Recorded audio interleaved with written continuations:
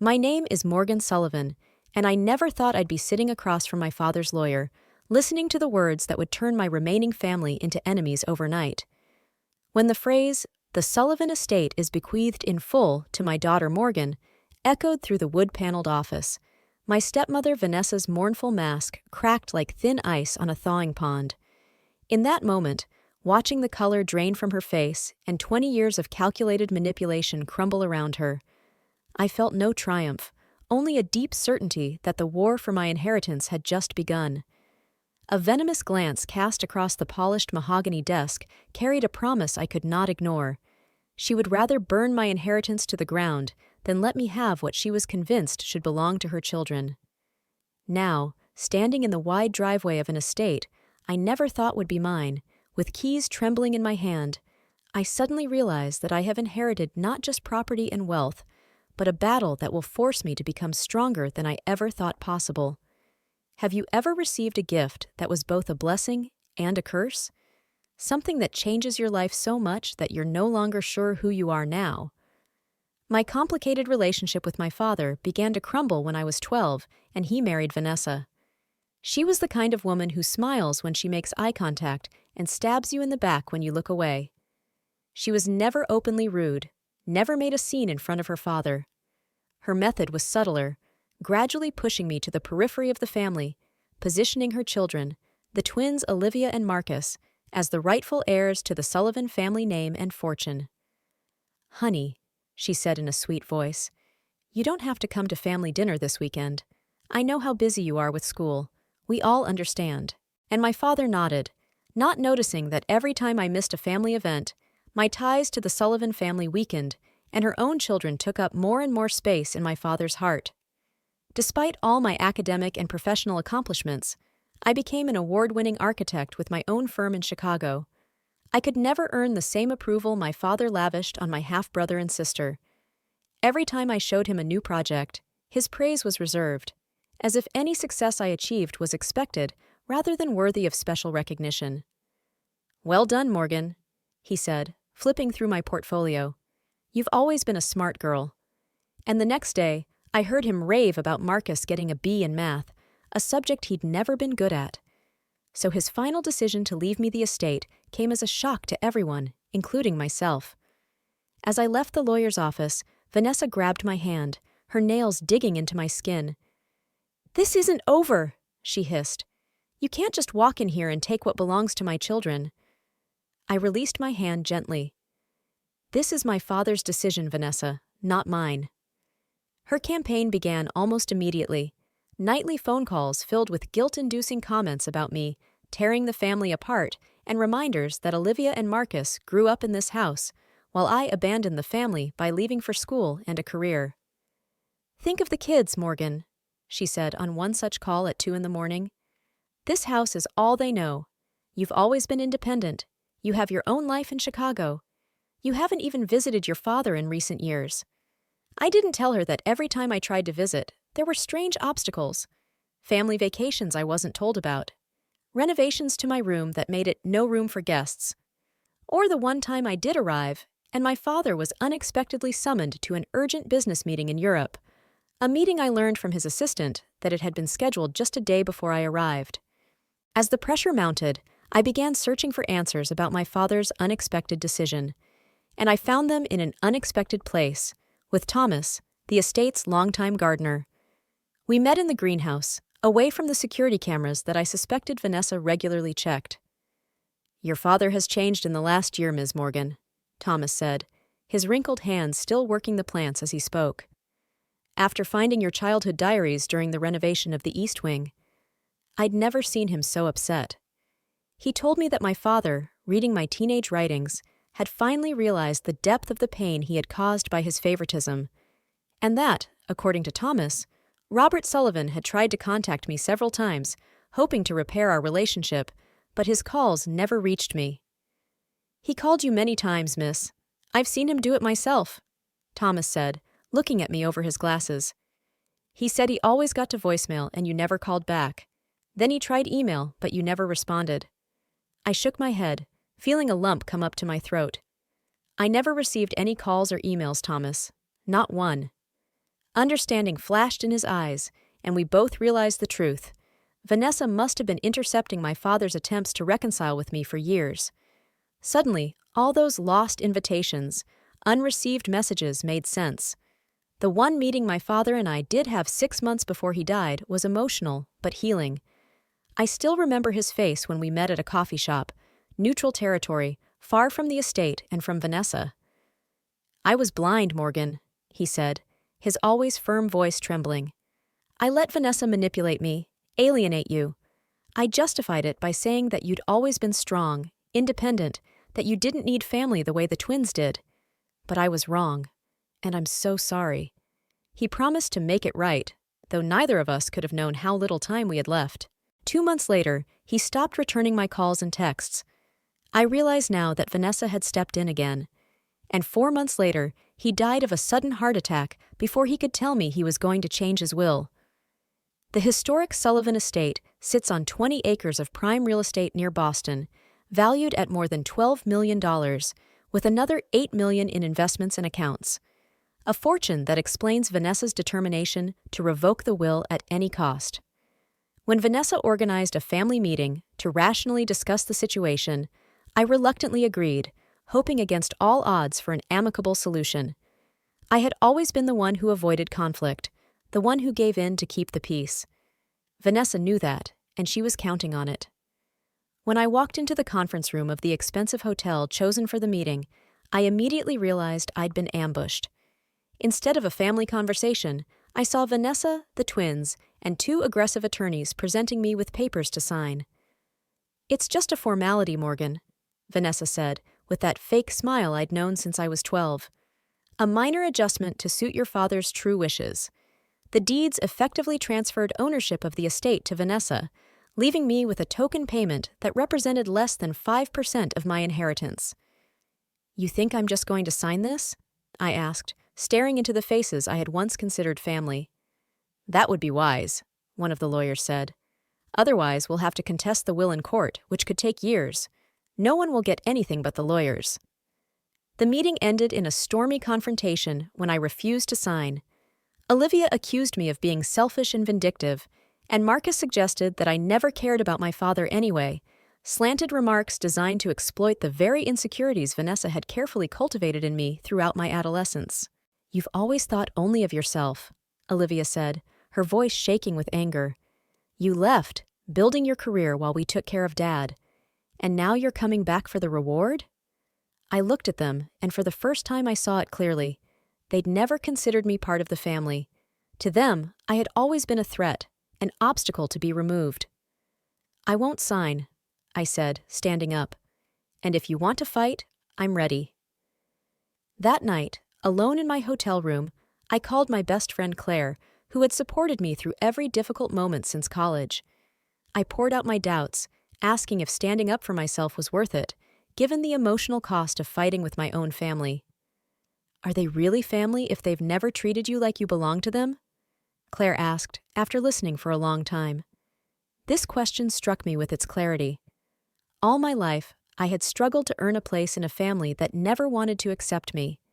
I'd given in, adapted, belittled myself, hoping for a piece of the fatherly love that came so easily to the twins. And where did that get me? "You're right," I said, feeling firm in my decision for the first time in years. It's time to stop apologizing for my existence. That conversation was a turning point. I decided to temporarily move to the Sullivan estate to evaluate the property while I decided on its future. A decision that put me squarely in Vanessa's crosshairs, but also forced me to confront painful childhood memories that have shaped my adult life. As I drove through the wrought iron gates of the estate, my first time as its owner, I couldn't escape the feeling that I was entering a battlefield, a battle that had been brewing for over 20 years. You know those moments when you realize that the next step will change your whole life? This was that moment for me. Sullivan Manor loomed before me, majestic and a little ominous in the twilight. My new home, my new war. I knew Vanessa wouldn't give up easily. In her mind, I had stolen what was rightfully hers and her children's by 20 years of manipulation. She would fight by any means necessary, exploit any weakness, any vulnerability. But for the first time in my life, I was willing to fight back.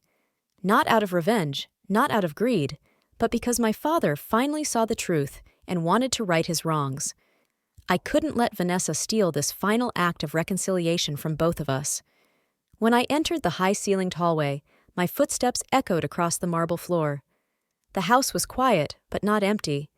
It was filled with stories, mine, my father's, my long-dead mother's, whose presence I could still feel in the gardens she had designed. "Welcome home, Ms. Morgan," Thomas said, emerging from the library. "Your room is ready." I saw understanding in his eyes. He knew I was entering the battle, and he was on my side. A small victory, but a significant one. I walked up the wide staircase to my childhood room, preserved almost untouched since I left for college. Like a time capsule of another life, another Morgan, one who still craved her father's approval, who believed that if she was good enough, successful enough, perfect enough, she would earn a place in the family. Now, as I unpacked my things in this room, I realized that I was no longer that girl. I've grown up, become a strong woman with my own life, my own accomplishments. And if I had to fight for what was rightfully mine, I would do so not as that vulnerable girl, but as the woman I had become against all odds. Outside the window, the garden was sinking into dusk, and I knew that somewhere out there, in another house, Vanessa was planning her next move.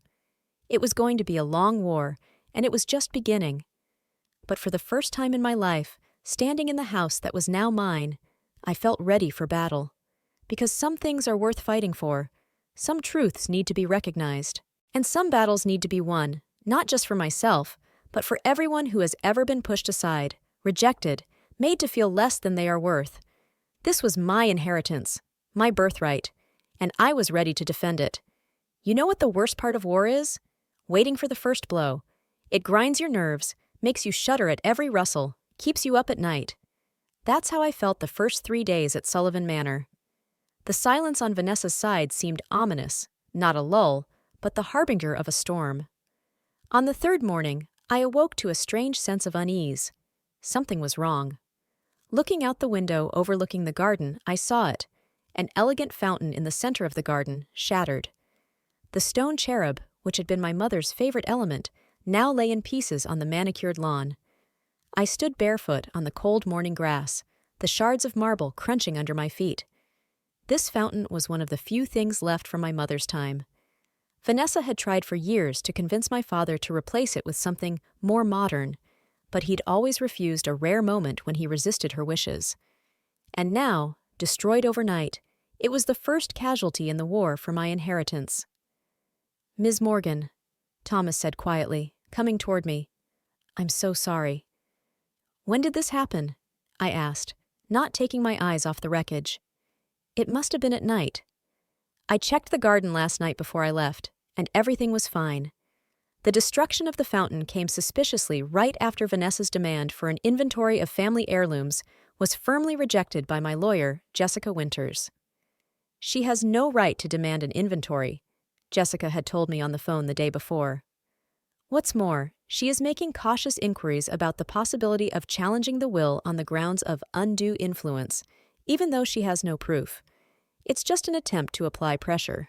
The destruction of the fountain, an object of both sentimental and significant monetary value, marked the beginning of an escalating campaign of harassment designed to drive me off the property. Over the next week, strange deliveries began to appear that I had never ordered, from 5 huge pizzas to garden furniture, and even a coffin delivered from a funeral home with a note for pre-planning. At night, there were anxious phone calls where the caller would go silent before hanging up.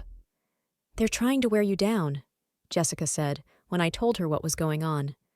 "Make you feel unsafe in your own home. Don't give in." Easier said than done, especially when I discovered that someone was in the house while I was meeting with a real estate appraiser.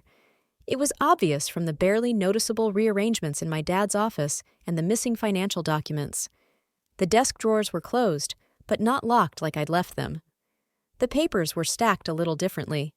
Most importantly, a folder of recent bank statements was missing. That's when I decided to install a comprehensive security system, including cameras covering every entrance and area. I couldn't afford to feel unprotected in my own home.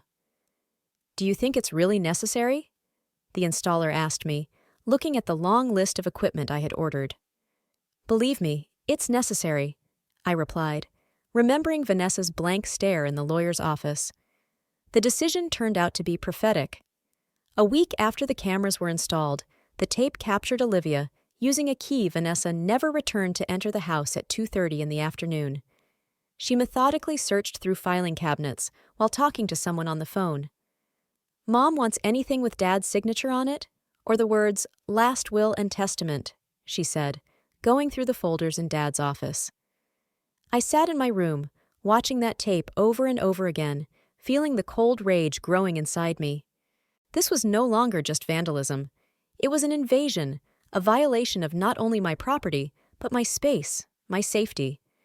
But the most personal attack came when I came home from seeing Jessica and discovered that my childhood bedroom, virtually untouched since I'd left for college, had been systematically destroyed. Family photos had been ripped out of their frames, my school artwork had been torn to shreds, and the quilt my grandmother had made for my 10th birthday had been cut into ribbons. I sat in the middle of this destruction, shaking with a combination of rage and heartache. It was an act of such focused anger that for the first time I felt not just anger, but real fear. What is Vanessa willing to go to?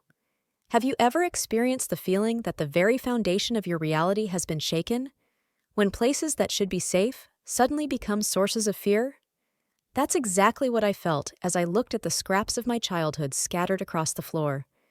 Thomas, the elderly gardener who had maintained the estate for 40 years and was one of the few people who had shown kindness to Morgan after my mother's death, had become an unexpected ally. One evening, as we sat on the terrace, he shared stories of my father's regrets in the last years of his life. "Your father has changed in the last 2 years, Ms. Morgan," he said, his wrinkled hands encircling a cup of tea. "After he found your letters that Mrs. Vanessa hid from him, he was so upset. I'd never seen him like that." "What letters, Thomas?" I asked, feeling my heart start to beat faster. "The ones you've been sending him all these years. He found them by accident in Vanessa's office when he was looking for some papers. She kept them in a locked drawer, every single one of them." Thomas was quiet for a moment, and then he said something that changed my entire understanding of the last few years. He was planning to divorce her, Ms. Morgan, before the heart attack happened. He told me he could no longer live a lie. This information put Thomas in Vanessa's crosshairs, leading to her attempt to fire him for incompetence, an attempt I immediately rescinded as the new owner. "Thomas is part of this estate," I told Vanessa over the phone, "and as long as I'm here, he'll keep his job." "You don't know what you're doing, Morgan," she replied with cold fury. "You're playing games you don't know the rules of." The conflict took a more public turn when Vanessa began spreading rumors in our social circle that I was manipulating a dying man and destroying a grieving family out of revenge. This narrative gained support among those who had only seen the carefully selected public version of our family dynamics. It led to awkward encounters when I ran into old family friends who treated me with a newfound coldness. Glances that used to be warm now became evaluative. Greetings became formal, conversations short. A particularly painful confrontation occurred at the local grocery store, where I was attacked by my half-sister Olivia. She made a scene, loudly accusing me of elder abuse and stealing from my own family. "How can you show your face in public after what you did?" she shouted, attracting the attention of every customer. "You took advantage of Daddy's weakness. You manipulated him when he was sick." I stood frozen, grocery basket in hand, feeling the judgmental stares of dozens of strangers. It was a carefully orchestrated public humiliation designed to put pressure on me through public opinion. "Olivia," I said, trying to speak calmly, even though everything inside was trembling. "You know it's not true." "Everyone knows it's true," she parried. "You never cared about him. You just wanted his money." I left the basket and walked out of the store, feeling tears stinging my eyes. Not from shame, from impotent rage. Vanessa knew what she was doing. She was slowly cutting me off from support, isolating me, making me a villain in the eyes of society. Reaching boiling point after 6 weeks of escalating harassment, I consulted with Jessica about legal options for keeping Vanessa and the twins off the property. The result was a formal cease and desist order that temporarily quieted the most overt aggression, but caused Vanessa to move on to more subtle tactics. She began contacting my architectural clients, spreading defamatory rumors about my professional ethics. 2 major projects were canceled within a week after mysterious, anonymous calls to their representatives. "We've heard some, disturbing things about your personal situation," one client told me, avoiding eye contact during our last meeting. "We think it would be best if we continued with another firm." The psychological warfare was taking its toll. I began to experience insomnia and anxiety attacks, symptoms reminiscent of my teenage years when Vanessa's emotional manipulation was at its peak. I lay awake at night, flinching at every creak in the old house, wondering if someone had broken in again. This prompted Claire to come down from New York for the weekend to provide moral support and practical help in installing extra security measures around the property. "You can't go on living like this," Claire said, as she helped me install new locks on the windows. "You look exhausted." "I can't give up," I replied. "That's exactly what she wants." "Fighting doesn't mean destroying yourself," Claire objected gently. "You need help, more than one friend can offer for a weekend." She was right, of course. But who could I trust? Vanessa had already turned almost everyone I knew in Boston against me. During a rare moment of peace, sitting on the terrace overlooking the gardens my mother had once lovingly tended, I noticed something odd, a brick in the garden wall that seemed to be slightly displaced. As I got closer, I discovered that it wasn't fixed at all. Behind it was a small niche, and in it was a shabby journal. My father's journal. His private thoughts covering the last 5 years of his life, including his growing realization of Vanessa's controlling nature, his regret for allowing her to drive a wedge between him and his oldest daughter. And most surprising of all, his discovery that Vanessa had systematically hidden my emails, phone messages, and even manipulated his social media so that he couldn't see my attempts at contact over the years. "I found Morgan's letters today," he wrote almost 3 years ago. All these years, Vanessa told me that Morgan wouldn't return my calls, didn't want to be part of the family, and she wrote to me every month, cards for the holidays, invitations to her architecture shows, all of which Vanessa hid from me. How could I be so blind? What else hadn't I seen? On the following pages, the story of a gradual awakening unfolded, a father finally seeing the manipulation that had been going on right before his eyes for years. His growing estrangement from Vanessa and the twins, whom he began to see in a new, less flattering light. And most importantly, his deep remorse at how he'd allowed himself to become estranged from me. "I called Morgan today," he wrote 7 months before his death. "She has agreed to meet. I'm afraid it's too late, that I've lost her forever. But I must try. I must make things right while I still have time." I sat on the garden wall, clutching the journal to my chest, tears streaming down my cheeks. These were revelations that transformed my understanding of my relationship with my father and strengthened my resolve to protect the legacy he ultimately wanted me to have. For the first time in years, I felt that I had not been forgotten or rejected. My father truly loved me. He just didn't see him being pushed away from me until it was almost too late. And now, reading his own words, I knew I was doing exactly what he wanted. In protecting this inheritance, I wasn't just protecting an asset, I was protecting the truth. Our last chance to heal the relationship Vanessa was trying to steal from us. From that moment on, everything changed. My fight became not just about property or even justice. It became about fulfilling my father's last wish, about protecting the connection we were just beginning to rebuild. Dear friends, if you enjoyed this story and want to know how Morgan and Vanessa's confrontation will end, don't forget to like and subscribe to the channel. In the next part, you will be waiting for the real climax of this family drama and unexpected revelations. Your support is very important to me. Write in the comments, what do you think about Vanessa's actions, and what would you do if you were Morgan? My father's diary was a double-edged sword for me. On the one hand, it confirmed my long-held suspicions about Vanessa's manipulations. On the other, it intensified my grief for the relationship my father and I could have rebuilt if Vanessa hadn't stolen that opportunity from us. Reading his writings was like hearing his voice again, only now he spoke truths he'd never expressed in his lifetime.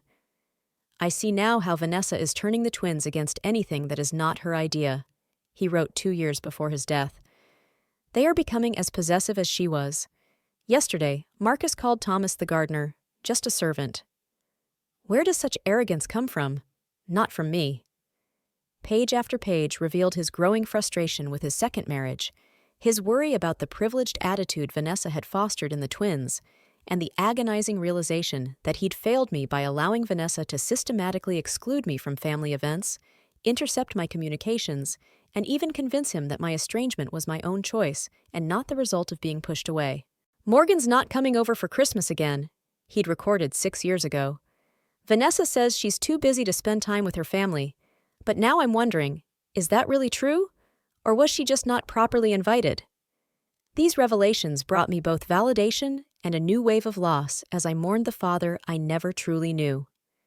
3 months after I moved to Sullivan Manor, my architectural practice began to suffer tangible damage from Vanessa's behind-the-scenes campaign.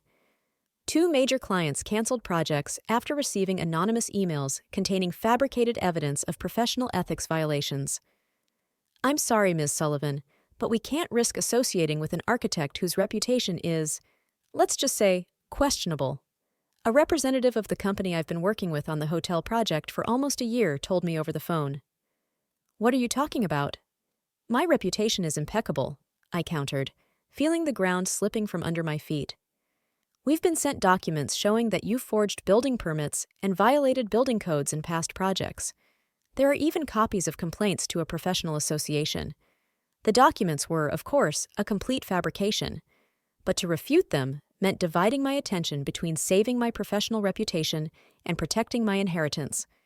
That's exactly what Vanessa was counting on, to wear me down by attacking me from all sides at once. The videos from the cameras on the grounds grew more and more disturbing. One captured Marcus examining the mansion's old electrical system late at night and apparently tampering with the wiring in the East Wing, an area containing irreplaceable family archives and artwork. I immediately hired a licensed electrician who discovered evidence of intentional sabotage that could have led to a catastrophic fire. Someone had intentionally shorted these wires, he said, showing me the bare ends. Any more, and the whole building could have burst into flames. You're lucky the old buildings were built to last. The fuses worked. While I was investigating the strange odor in the garden shed, I found containers of industrial herbicide that didn't belong to Thomas. They were placed next to century-old oak trees, which are protected by historic preservation laws and significantly affect property values. This isn't mine, Ms. Morgan, Thomas said as he examined the canisters. I would never use that kind of chemical near old trees. It would kill them in a week. I carefully documented the find before securing the chemicals and installing additional cameras aimed at the historic trees. Vanessa wasn't just trying to kick me out. She was willing to destroy the property itself just so I wouldn't get it. You know, there's something particularly cruel about being willing to destroy something you supposedly value so much just because you can't control it.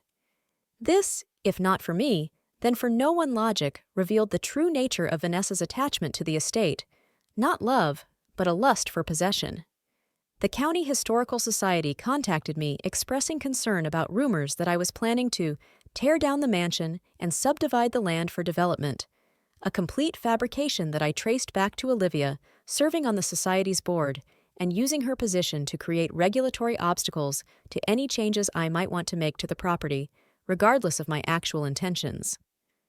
Ms. Sullivan, we must express our deep concern, began an official call from the Society's chairman. It has come to our attention that you are planning to demolish the historic manor house. This is an absolute lie, I replied. I am an architect specializing in the restoration of historic buildings. The last thing I would do is demolish my family's home.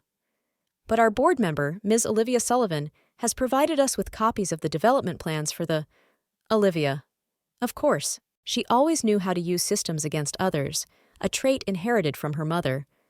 The breakthrough came when Jessica discovered evidence that Vanessa had been pressuring Robert for years to change the will in her favor, including draft documents prepared by her attorney that would leave everything to Vanessa and the twins, providing nothing for me. Documents that Robert eventually rejected in favor of a will that recognized me as the rightful heir. I can see why she was so furious, Jessica said, as she spread the papers out on the desk in my office. Vanessa was sure she had complete control over your father, and he played her at the last minute. These documents provided critical context for Vanessa's rage. She had spent years manipulating my father, lining up her future ownership of the estate, only to see it all come crashing down in the last months of his life when he finally had an epiphany. The coordinated pressure campaign began to take its toll on my health. The stress was causing migraines, weight loss, insomnia. My doctor was so concerned that he recommended a temporary move.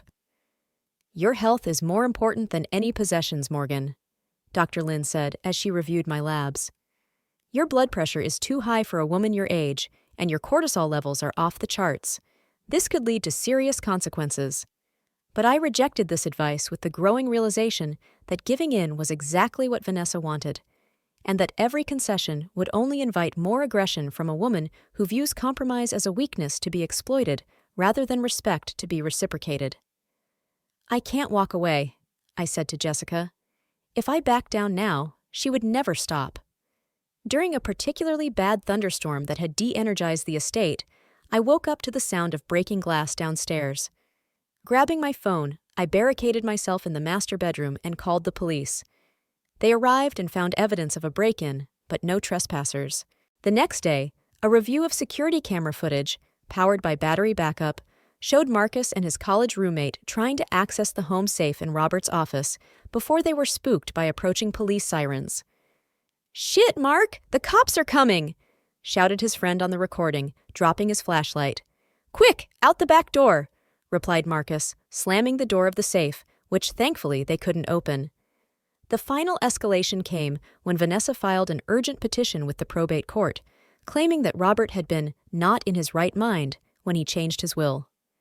As evidence, she offered manipulated medical records suggesting cognitive decline and attempted to appoint a temporary guardian to protect the assets of the estate pending review, a transparent attempt to seize control of the property through legal means after her scare tactics failed.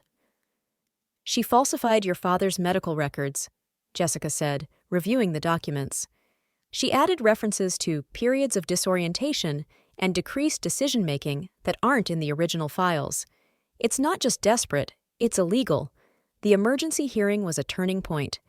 Prepared by Jessica, I presented the court with ample evidence of stalking and attempted sabotage, including surveillance footage, a diary, and Robert's doctor's testimony confirming that he was mentally competent when he updated the will. "Your Honor," Jessica addressed the judge, "not only do we refute Mrs. Sullivan's allegations, but we present evidence of an organized campaign of intimidation and sabotage designed to force my client to give up her rightful inheritance." My father's physician, Dr. Marshall, testified clearly. Robert Sullivan was fully competent until the very end. He made the changes to his will deliberately and consciously, and specifically emphasized that he was doing so in his right mind, knowing that his decision could be challenged. The result was decisive. The judge not only denied Vanessa's petition, but also issued a stern warning about the potential consequences of making false statements and misrepresenting medical records. "Mrs. Sullivan," Judge Collins said, looking over her glasses, "the court takes document manipulation seriously. If further motions are made based on questionable evidence, I will be forced to consider sanctions." Leaving the courthouse after this decisive legal victory, I felt relieved for the first time in months. Maybe now that Vanessa had suffered such a public defeat, she would finally back down.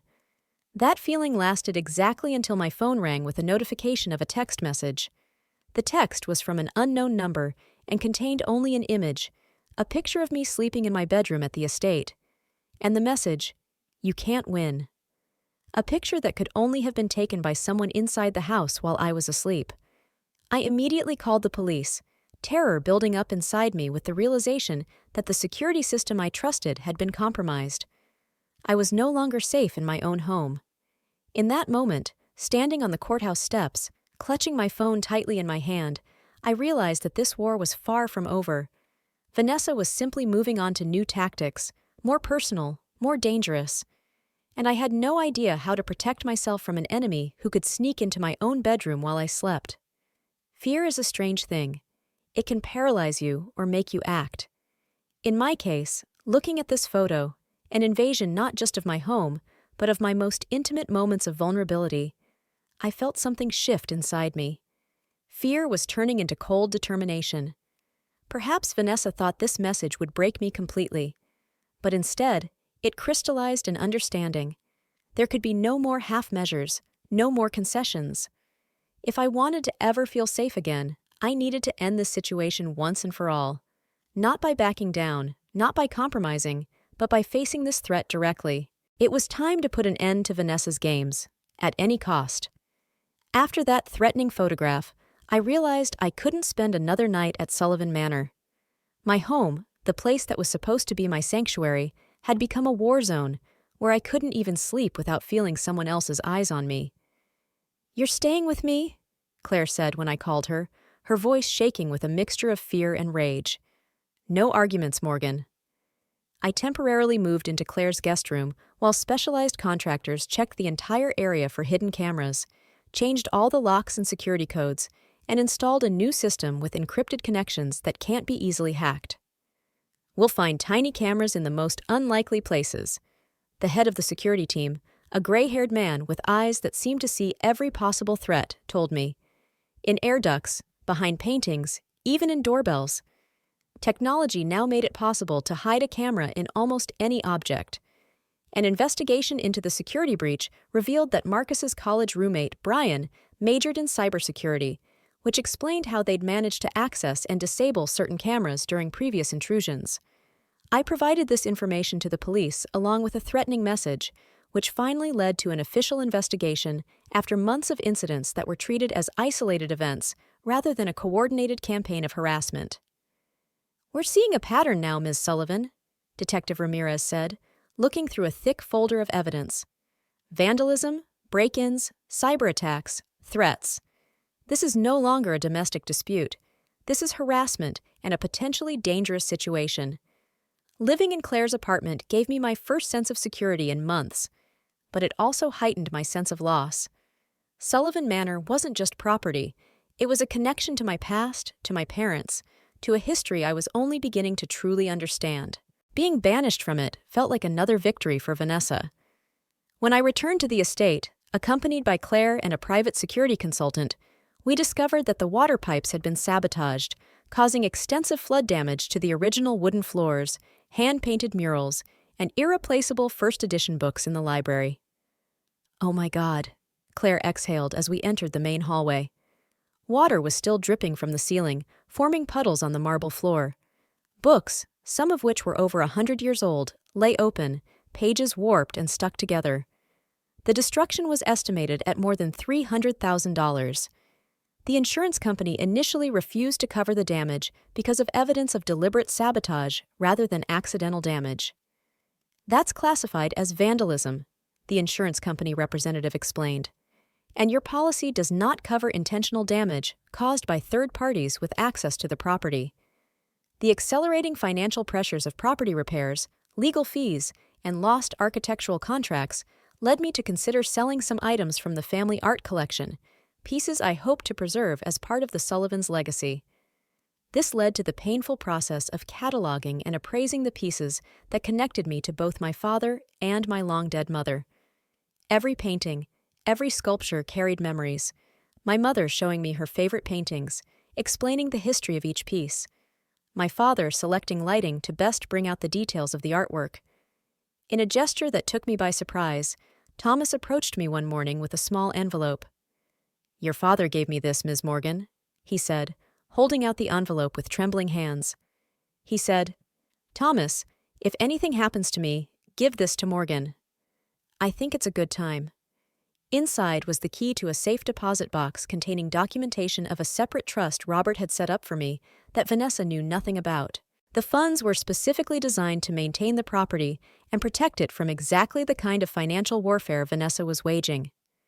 "He did that about a year ago," Thomas explained, after he started to realize that something wasn't right between him and Mrs. Vanessa. He wanted to make sure that you would have the means to protect what was rightfully yours. The discovery of this additional security, further proof of Robert's determination to protect my inheritance, provided both practical resources for the ongoing battle and emotional confirmation that my father was indeed trying to make amends for the years of allowing Vanessa to marginalize me in the family. Sometimes, Life sends us support at the most unexpected times and from the most unexpected people. An unexpected ally came when Vanessa's personal assistant, Rebecca, contacted Jessica with evidence that Vanessa had been planning to oust me since before Robert's death. "I couldn't keep it a secret anymore," Rebecca said, nervously rubbing the hem of her blouse as we met in Jessica's office. "I've worked for Mrs. Sullivan for 5 years, and I've seen a lot of things. But this has gone too far."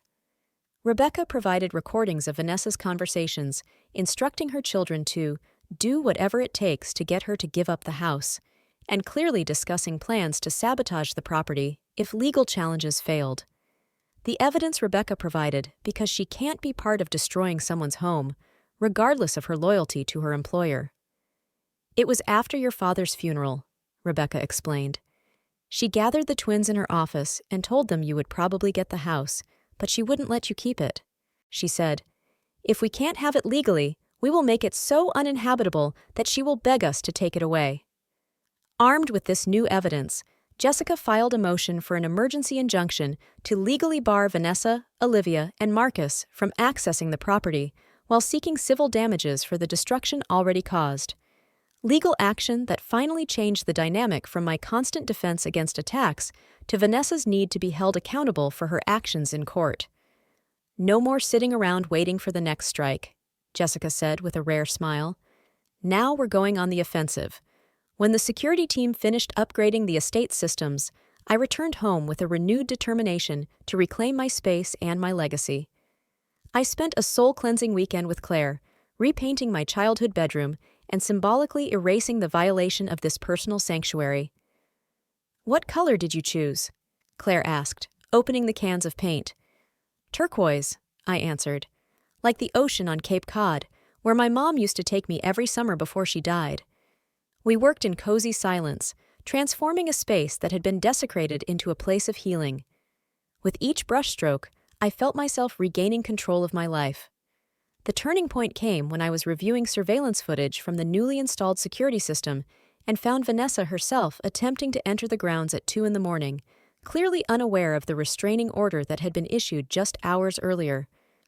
The footage captured her using a hidden key to enter the garden gate, carrying what looked like a container of lighter fluid and matches, the intent read in every line of her body as she approached the house. My heart raced as I watched the live footage. This was no longer vandalism or intimidation. This was attempted arson. She was truly prepared to burn the house to the ground if she couldn't own it. The police arrived within minutes of my emergency call, arresting Vanessa on the property for violating a restraining order and attempted arson, a criminal charge that finally made the seriousness of the situation impossible to ignore or dismiss as a family dispute. It forced Olivia and Marcus to face the reality of their mother's increasingly dangerous behavior. "Vanessa Sullivan, you are under arrest for violating a restraining order and attempted arson." I heard the officer read her rights as she screamed that this was her house, that I had stolen it from her. That night, I watched the police car take my stepmother away and felt not triumph, but a strange mixture of relief and sadness. How had we gotten to this point? How could a woman who had once been my father's wife, the mother of my half-brother and sister, turn into a person willing to destroy the legacy she claimed to love just so I couldn't possess it? The morning after Vanessa's arrest, I received separate calls from both twins, the first sincere communication that hadn't filtered through lawyers or been filled with accusations in months. Olivia called first, her usually confident voice hoarse with tears. "I never thought Mom would go this far," she admitted, punctuated by sobs. "I knew she was upset about the will, we all were. But setting the house on fire? I can't. I don't understand." Then Marcus, more reluctantly admitting that the situation was out of control. "Look, Morgan," he said, his voice strained. "I know a lot has happened between us, but this is crazy. Mom needs help. Real help." These calls suggested that the family crisis had reached a point where even Vanessa's most dedicated supporters could no longer deny the destructive path she'd chosen. While Vanessa remained in custody awaiting bail, I experienced my first night of truly peaceful sleep at the estate since moving in.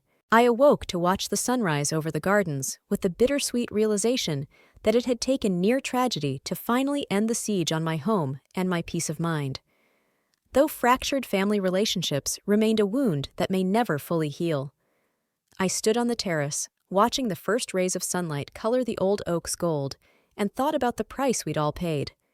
The Sullivan estate had survived another family storm, but our relationships were destroyed, perhaps irrevocably. Was victory worth such a high price?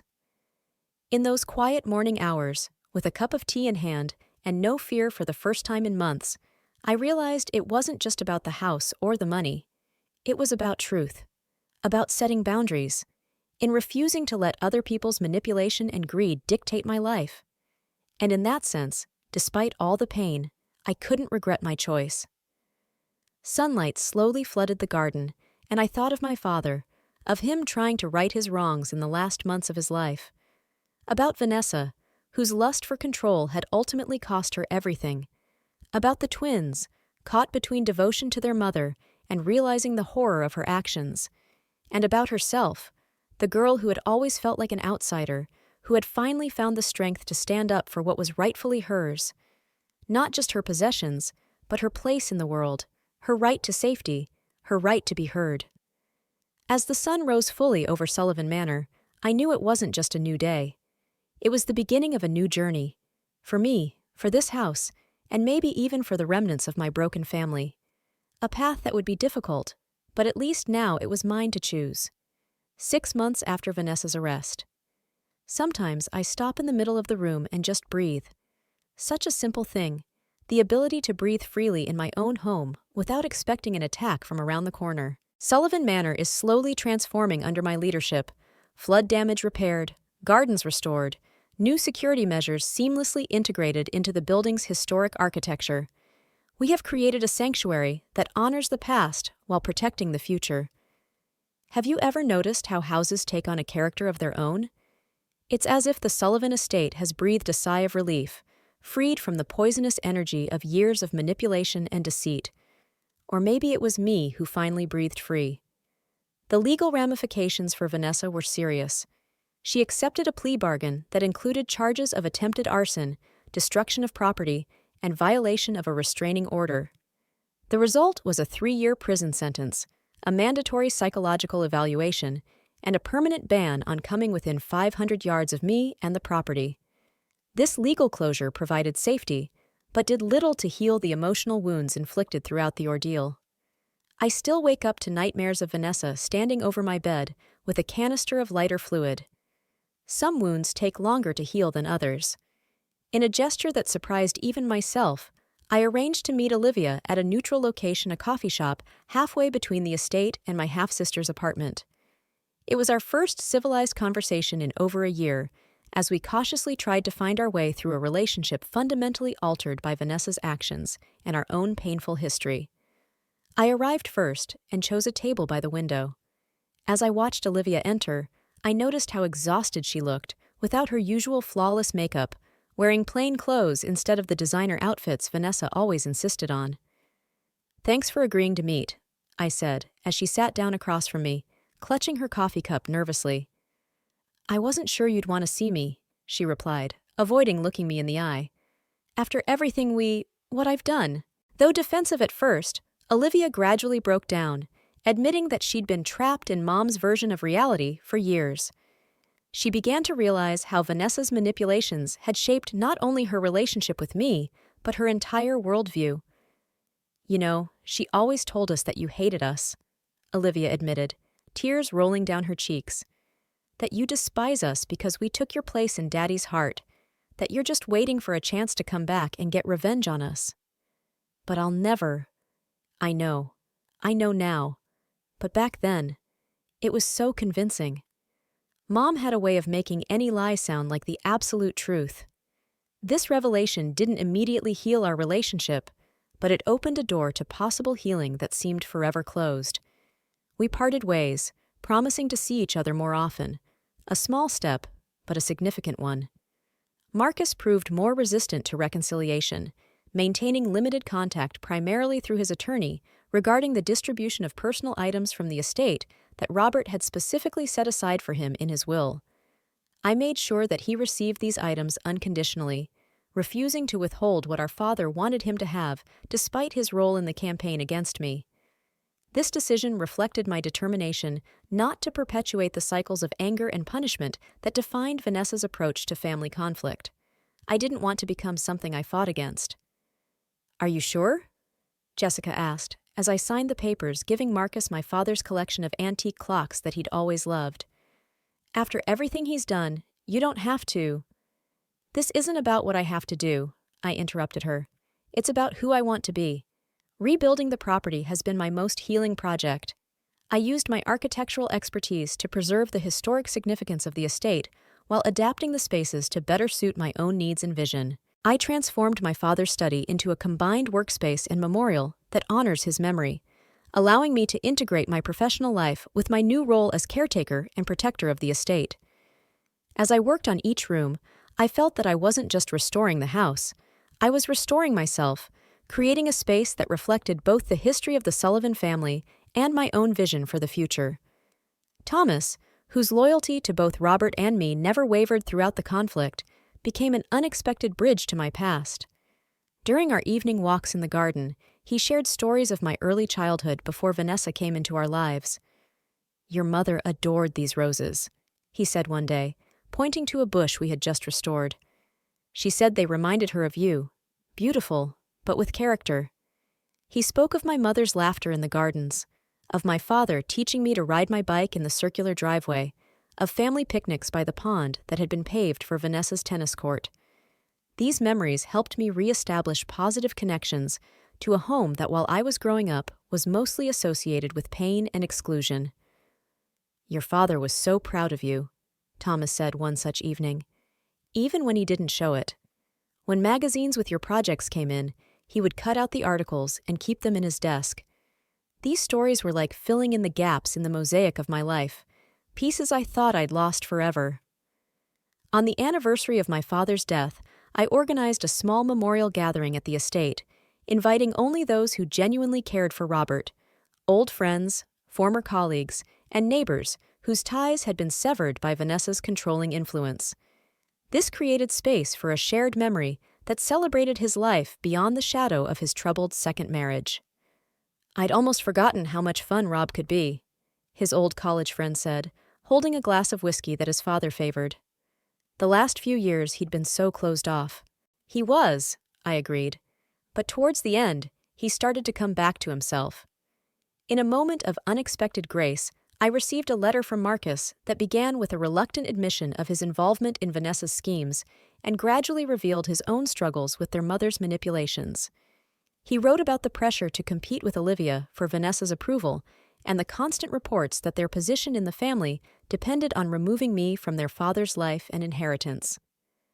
"I am not proud of what I did," he wrote in his sharp, angular handwriting, "and I don't expect forgiveness.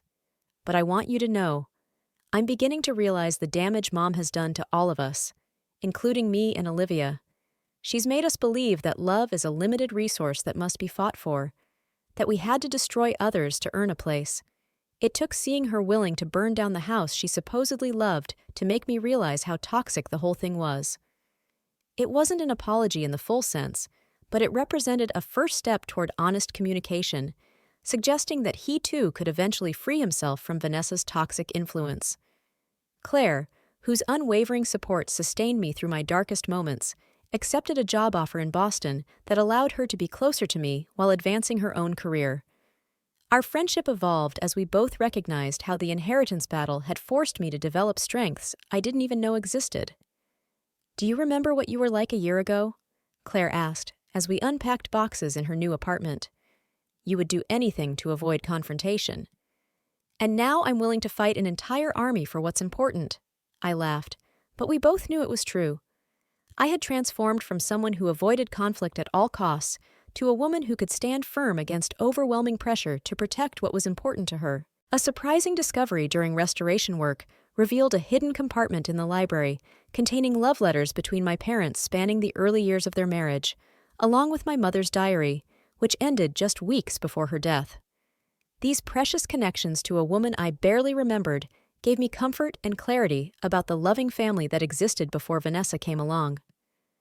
"Morgan painted our house today," Mom wrote in her neat handwriting. She added happy faces to each window, saying it's because the house is full of love. How I hope she will always feel that way. Those words reinforced my feeling that protecting the Sullivan estate honors not only my father's last wishes, but also my mother's legacy.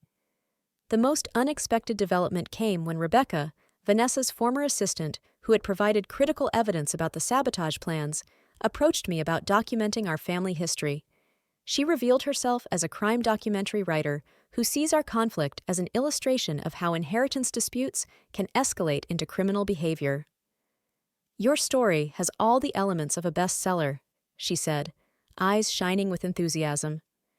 "Manipulation, betrayal, attempted arson. It could help a lot of people facing similar situations." I politely but firmly declined the offer, not wanting to further publicize family trauma, regardless of the potential educational value to others facing similar situations. "I appreciate your intention to help others," I told Rebecca, "but this is our personal pain, not entertainment or a lesson for the public."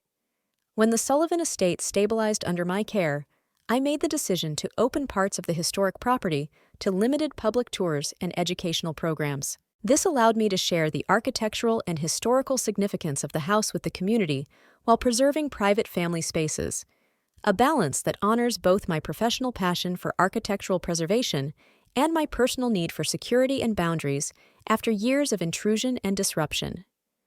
"We want Sullivan Manor to be a living historical resource," I explained on the first tour. "Not a museum piece, but a place where history breathes and evolves. Today, I sit in the garden my mother planted and my father maintained, watching fireflies light up the summer evening.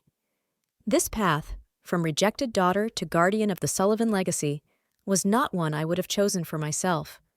But sometimes, the hardest paths lead us exactly where we need to be." Reflecting the painful journey that brought me home in the fullest sense of the word, to the property that is my birthright, to a clearer understanding of my family's complex history, and most importantly, to a stronger sense of my own value and boundaries, I realize a fundamental truth. Although I did not choose this inheritance battle, my response to it ultimately defined me more than the property itself ever could. Sometimes I can still hear Vanessa's voice in my head telling me that I don't deserve this place, that I'm an outsider. But now I can answer with certainty. This is my home, not because I inherited it in my will, not because I fought for it, but because I chose to love it, to restore it, and to fill it with new life, just as I chose to restore myself. After all, the real legacy isn't in the walls or acres of land. It's in the stories we tell, the wounds we heal, and the world we create from the shards of the past. Sitting here, among my mother's roses, with my father's journal in my lap and new plans for the future in my head, I finally feel like I've found my place. Not a perfect one, not whole, but it's real, and fully mine.